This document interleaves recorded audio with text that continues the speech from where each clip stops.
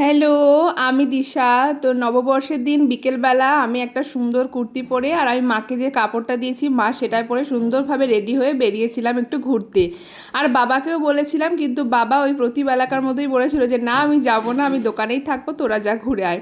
তারপর যাওয়ার পথে দেখলাম যে নগর কীর্তনে বেরিয়েছি, এত ভালো লাগছিল, সুন্দর লাগছিল দেখতে যে কি বলবো। আমরা গেছিলাম কুন্তিঘাট বিড়লা মন্দির। তো কোনো কিছু অনুষ্ঠান হলে হট করতে আমার যে মন্দিরটার কথা মনে পড়ে, আমাদের বিড়লা মন্দির, রাধাগোবিন্দ দর্শন করলাম। সত্যি এখানে গেলে আমার মনটা একটা আলাদাই শান্ত লাগে, এত সুন্দর শান্ত পরিবেশ যে কি বলবো, গেলেই মন একদম ভালো হয়ে যায়, শান্ত হয়ে যায়।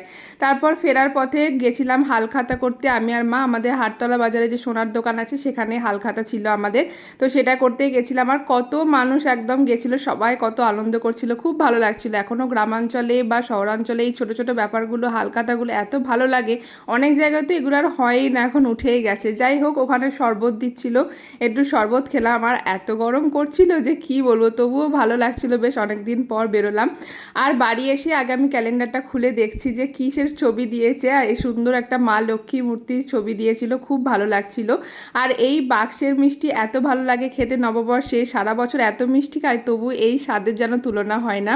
তো আমাদের নববর্ষটা তো এইভাবেই কাটলো। তোমাদের কেমন কাটলো কমেন্টে জানিও। সবাই ভালো থেকো, সুস্থ থেকো, সাবধানে থেকো।